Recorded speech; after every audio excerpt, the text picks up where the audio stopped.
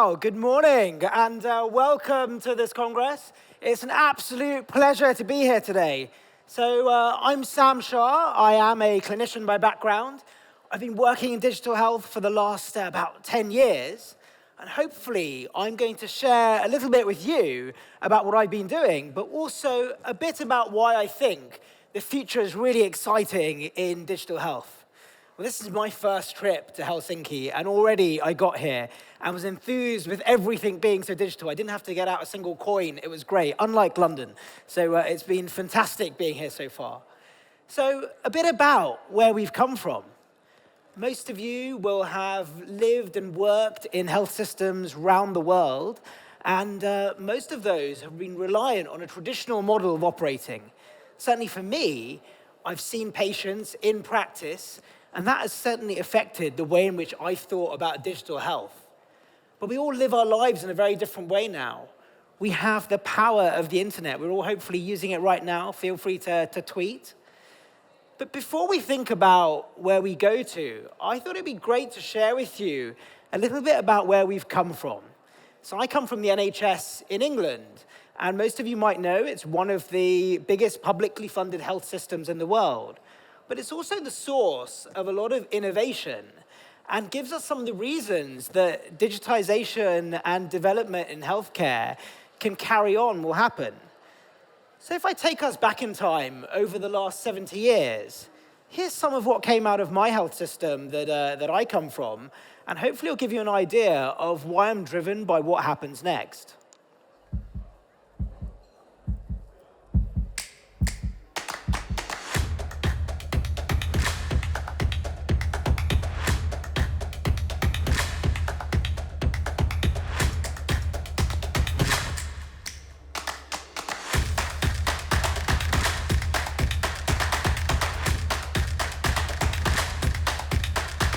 To meet the needs of everyone. To be free at the point of delivery. To be accessed on need and not wealth.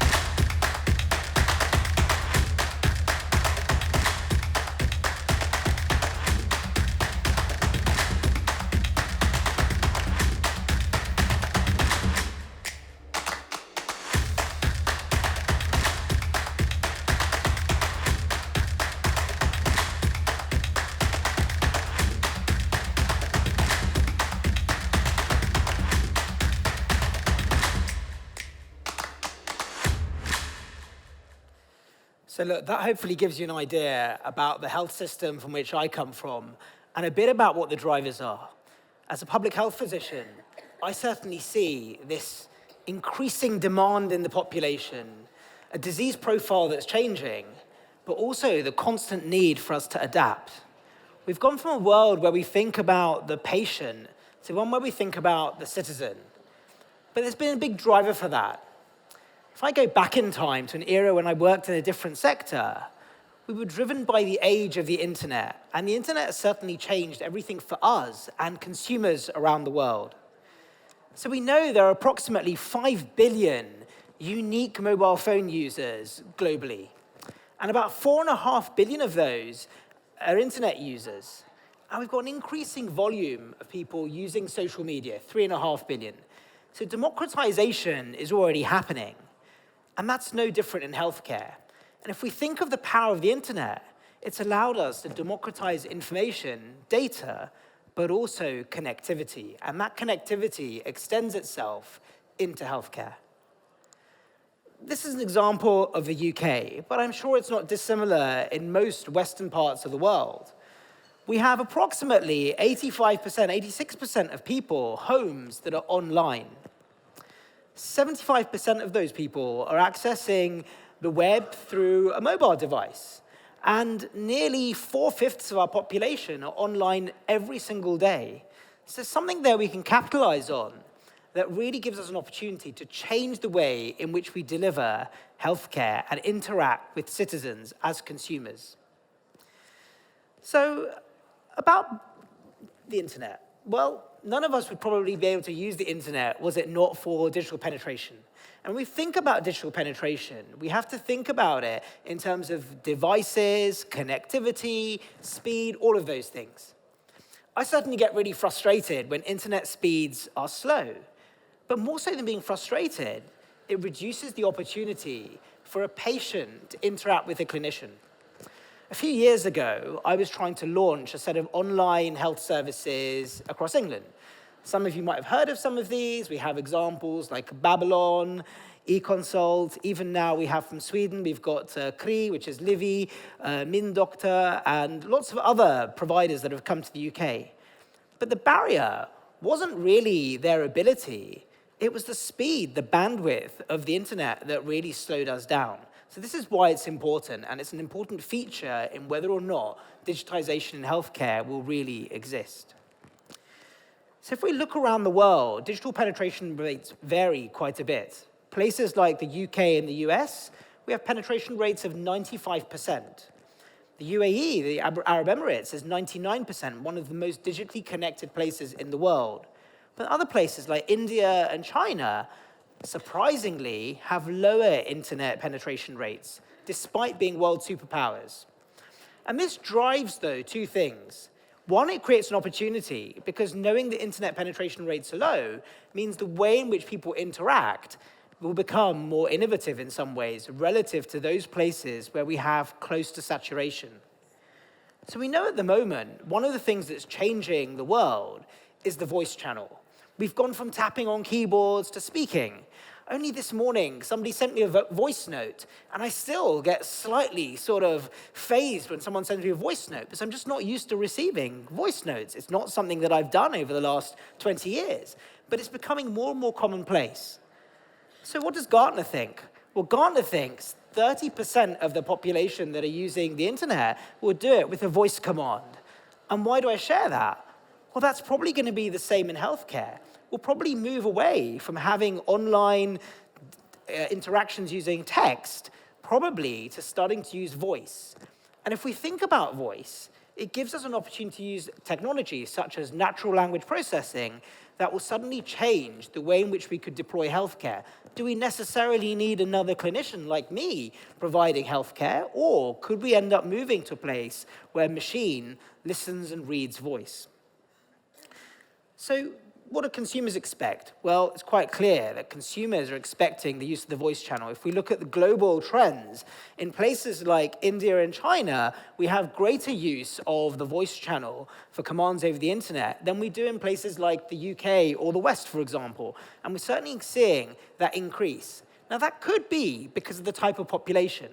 And if we think of all our populations, we'll have those people in our populations that have a really massive need, where they have a massive need for healthcare, where their needs are different to all of us perhaps sitting here. They might have language barriers.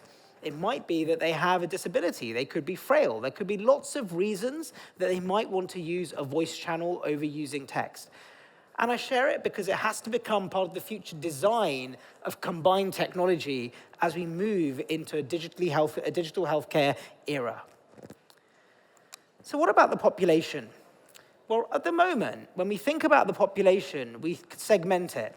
And certainly in the UK, we've segmented our population into three groups. We think of them being digitally disengaged, digital first, or digitally competent. Who here uses online banking, for example? Anyone use online banking?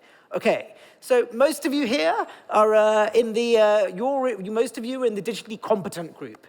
Anyone use online shopping? Okay, well, those people that just use online shopping and not much else are digitally first. But I suspect none of you here are probably in the group which is digitally disengaged. The 12%, and in the UK it's 12% of the population, and it hasn't changed very much. So if you think the most advanced are a quarter of the population, the 25%. The majority, the sort of 2/3, are in the middle, and the remainder are digitally disengaged or something else. Now, that's really interesting, because there's a group of people that don't engage with healthcare or anything else online. And if we think about providing healthcare to everybody and meeting everyone's needs, we've got to do something about that 12%.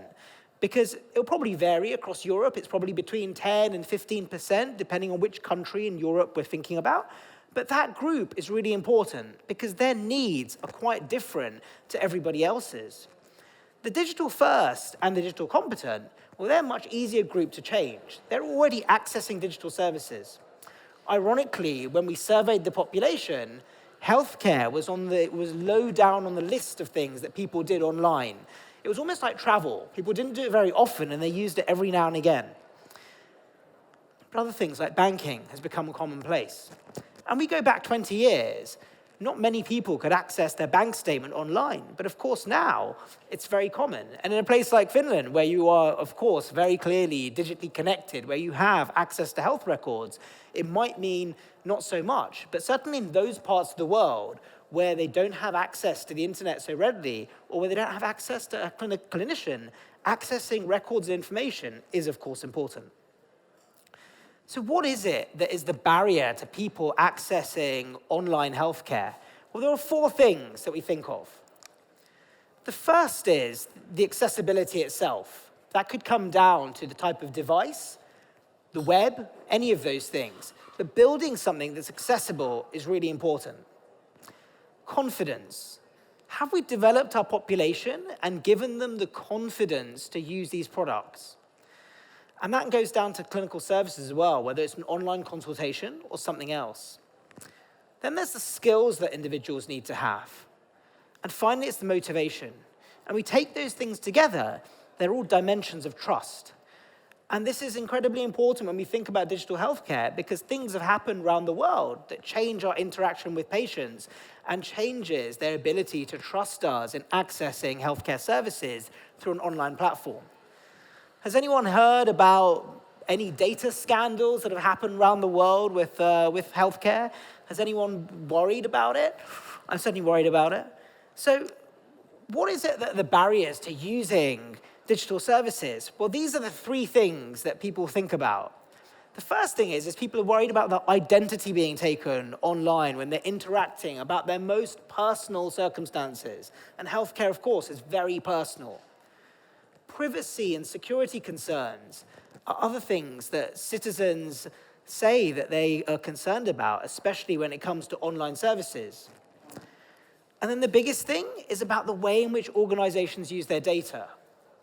If we think about the changing world we're in, it's highly likely that in the next 5 to 10 years, whether it's Amazon or Google or any of those, they will also be providing some type of healthcare. They already are. But equally, we have our health systems around the world that are traditional in their model that are also providing healthcare. And when we ask citizens who they trust, they might trust most of those multinationals when they're dealing with online shopping or other things. The question is, do they trust them in relation to healthcare? But hold on a minute. People go online, they go to Google, they search for their symptoms. And Google knows who they are, what their symptoms are, and what's wrong with them. So already, as citizens, we're sharing data that's creating a library. And I suppose what we need to do is change the relationship so that this can become more trusted. But this requires collaboration, and it requires a change in the way in which multinationals interact with us. So who are the difficult-to-reach groups? Who do we think about that need healthcare perhaps the most, but also find it hardest to access digital services? Well, these are the 9 key groups that we've identified that certainly we know have the greatest need, but are probably also least likely to access healthcare.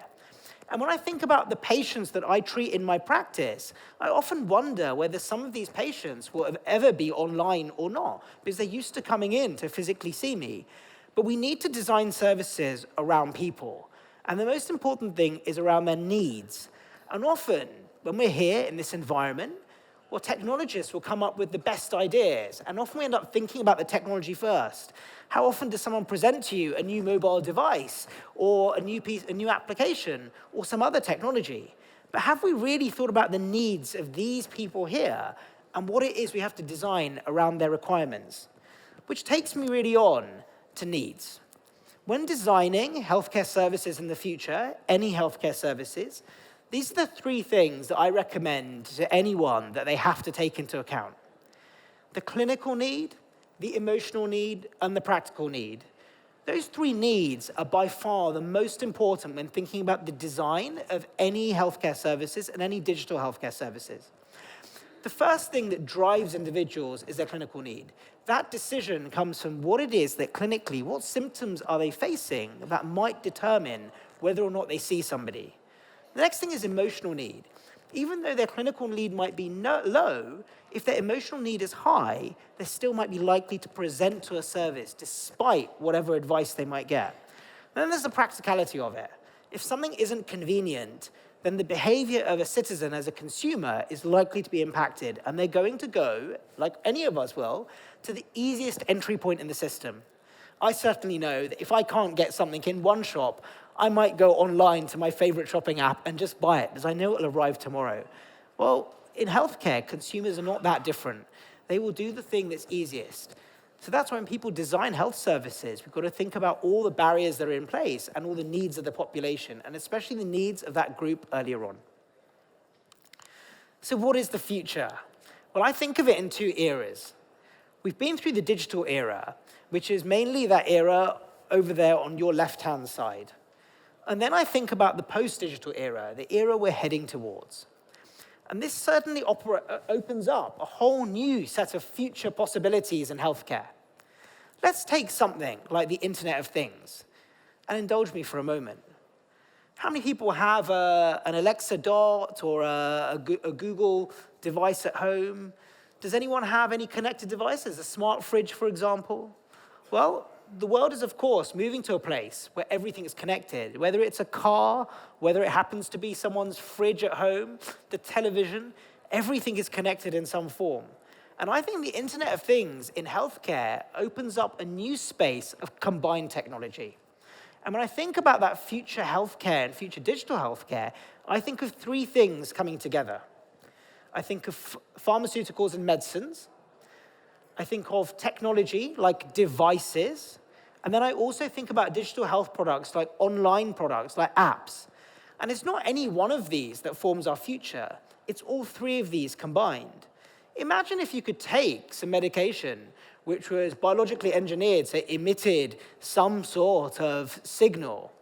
What if that signal connected to a device or itself had a device inside it, some technology, and what if it related itself to an app that was tracking and reading results or even collecting data that could be used by a clinician to better make decisions? It might change how often we access healthcare. Well, I don't think that world is that far away, and I think it's closer than perhaps we all might think. What about precision medicine? Precision medicine is driven by the aggregation of data. Right now, our data we often think of as sitting in data silos. What if all of us owned our own data and we could free it up to whoever needs it? And by doing so, we could make the most precise decision for ourselves and others. That's an opportunity that's in front of us now. And if we think about most of the multinationals, they're already using this data. It would be far more powerful if our healthcare organizations were also able to use this. There's other things like voice and speech recognition. At the moment, most people have a clinician-to-clinician interaction. But in other parts of our lives, we're used to using natural language processing. If we order a cinema ticket, or if you happen to do it on the phone, or happen to phone a service provider, often they'll be listening in to that call, and during that interaction, some of those insights, those sentiments will be picked up, and they'll be used to drive the next set of decisions. This is fairly common. But the same could happen in healthcare, and we're certainly seeing this in some of the tests that are being undertaken. We could reduce the burden on healthcare by introducing this type of technology. And the example that we use is if we could simply just validate and identify a patient, we could save 45 seconds for each phone call that takes place in healthcare.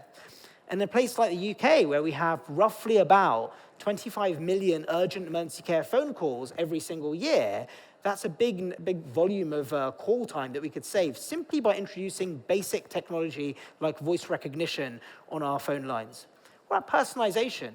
When we shop, online shopping providers know who we are, what our preferences are. Well, what if we could provide the same type of personalization in healthcare? And when the citizen behaves like a consumer, They have that expectation that takes them into that environment where they expect that same degree of personalization, where they don't want to necessarily re-enter their data 5 times. Then it takes me on to the post-digital era. Now, this is the exciting stuff. Now, some people might think it's pie in the sky, but it's certainly very much part of our future. And the 4 areas that I like to focus on are distributed ledger technology, the use of augmented and artificial intelligence, quantum computing, and extreme reality. And when I take all 4 of these, the opportunity in healthcare in our future is massive. And I'll give you some examples. If I take something like distributed ledger technology, we could use it in a number of ways. But the 3 use cases in healthcare that I like to focus on are these. The first is medical records. Distributed ledger technology offers an opportunity to connect up records in a chain that would allow a trust framework to exist to help manage that interaction, which takes us closer towards the democratization of the data and takes the ownership away from big healthcare organizations, but back towards a citizen. The second is around our workforce. Our workforce at the moment happens to have complex processes for validation and credentialing of workforce. Distributed ledger technology allows that identification to happen much more readily. And then there's other things, like patient identification in relation to pharmaceuticals and drugs. We haven't really touched on this very much, but certainly is part of the future, reducing the way in which counterfeit products enter the market, but also improving the precision by which we can make sure that medicines are targeted around individuals. And a trust framework could allow us to do that. About artificial intelligence. There's been a big debate over whether or not doctors will still exist in the future. I think they will. I don't think artificial intelligence will get rid of the doctor or any other clinician. But I think what it will do is allow people to practice in a way that augments their practice. I don't think there'll be a future without AI being combined with clinical practice. I think the 2 will go hand in hand. Then extreme reality. If I think about surgery right now, it's quite complex. The other day, when I was having to place a device and actually drill into some bone, you end up drilling in and changing the guide plane and taking it out. Anyway, this is all complex stuff. But imagine what I could do with extreme reality, and I've seen a good example of it. You can scan a patient, take a range of 3D images, combine them together, and use those to plan in advance exactly the type of surgery I want to do, the size of the drill I'm going to use, exactly where the nerve bundle goes. All things that are really difficult right now, but extreme reality allows us to improve the precision of surgery and even to start producing prostheses that are more custom-made in advance of surgery, which is all very difficult right now, but certainly is an opportunity with the future of extreme reality. So that's a little bit about where the future of healthcare could go. And there's 4 areas I would like to focus on. You can see I've used this slide last year, but basically genomics, AI, digital medicine, and robotics are the 4 areas that I certainly think are going to shape the future of healthcare around the world. Now, how many people have been into any hospital anywhere in the world? Has anyone been to a hospital recently? Okay. Well, most of us are likely to go into a building. We go inside a building, and when we go in that building, we see somebody. We walk around the building. We have to go and check in somewhere. We have to go and find a clinician, speak to them, and eventually we might get a prescription and leave. We might have some radiographs taken, we might have some films done, we have lots of things done in a building. But like I went to earlier on, we no longer happen to go into a supermarket all the time to shop. We might shop online or shop from home. So the future of healthcare may not be a traditional model as we see it now, but might be one where we actually see things that happen online. And this hospital is a great example of the way in which, around the world, in the US, they happen to have created a hospital that has no patients. So Mercy Hospital in the US, and this is a picture of Mercy Hospital, doesn't have any patients in Mercy Hospital. It has 0 patient site. It has clinicians, it has doctors and nurses in this hospital, but not a single patient. And so where are the patients? Well, the patients are all at home. They're at home, they're in care homes, they're in other facilities, but there are none in this hospital.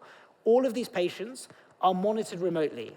There are devices with these individuals that are sending signals that are allowing them to interact with the clinicians, that rather than seeing every single patient, the clinicians are able to go to each patient as they need to. And this changes the way in which we can optimize healthcare, but also changes the cost model of healthcare. And certainly in our future, I think this is part of our future. But what are the big barriers in creating this? Well, I don't know how many clinicians there are in the room, but I'm guessing there are probably few doctors and surgeons here and other people who work in healthcare. And certainly one of the things I've found over the last few years, one of the biggest barriers is clinicians themselves. Have any of you heard of Babylon Healthcare? I mentioned it earlier on. Okay, well, I remember when I first commissioned Babylon Healthcare in the NHS in England, it was a really challenging time for me because the barrier wasn't the patient. This is a really consumer-centric product. If you use it, it's got really nice user interfaces, the experience is great, it's easy to log into, it's like shopping on Amazon. But of course, the problem for me was the clinicians. My fellow clinicians were the biggest barrier. They didn't really want the change, and they opposed the change. And so if we ever want to get to a place like this, and if the future of healthcare is a virtual hospital, we have to change the mindset amongst clinicians and change the way in which clinicians think about the delivery of healthcare. Because no longer is it the clinician giving to the patient, but we have to move to a place where the patient is in control, where the patient is in charge of their own destiny, their own future, and controls that interaction. So to do that, in the UK, we're certainly trying to invest in the digital leadership in healthcare for clinicians and non-clinicians by training them to understand what all the different dimensions are of digitization and what the future could offer if we free up some of that capacity, but get them to think in a different way, how they think about the concepts of AI and connectivity. When I've been around the world to lots of places in the world, everyone gets on to what I think of as a digital bandwagon where everyone wants to do the next thing and create the next AI tool. But there are more fundamental things than that I think we need to start off with. The first, for me, is democratization of the data. We need to give the data to the citizen in some way and allow the record to be owned by the citizen. Now, here in Finland, of course, you've already done that. But in many other parts of the world, we're a long way away from having a unified record, and let alone having a unified record, sharing that record. And a place like England, we have 23,000 healthcare organizations. We have a population of 56 million, and we have 1.8 million workers in the system. And that data is sat in silos everywhere. So for me, if I want to see the future of healthcare and I want to see a Mercy hospital everywhere in the world, the first thing I have to do is free up the data. Because by freeing up the data, by allowing the data to be connected, I can suddenly get the power of insights. And from a public health point of view, if I really want to see precision medicine, if I really want to see targeted prevention, I have to free up that data to allow better decisions to be made, not just by clinicians, but more importantly, by citizens, allowing them to take control of their own healthcare and really manage their own needs in a way in which we haven't allowed to happen before. I don't want to get to the point where somebody comes to see me for a prescription for medication, but where their own data drives exactly what prescription they do or don't need, where their data determines what sort of public health advice they get and well-being advice they get. And we hopefully move away from an illness system to more of a wellness system. So that's certainly the hope for the future. And I very much hope that all of you disrupt healthcare a little bit and create the innovations of the future to change the way in which we deliver healthcare to citizens as consumers of healthcare, but also owners of their wellness and well-being. Well, thank you very much for listening. You're very welcome to contact me in the future if you have any questions, and I'll be here today and tomorrow. But thank you for listening, and thanks for your time.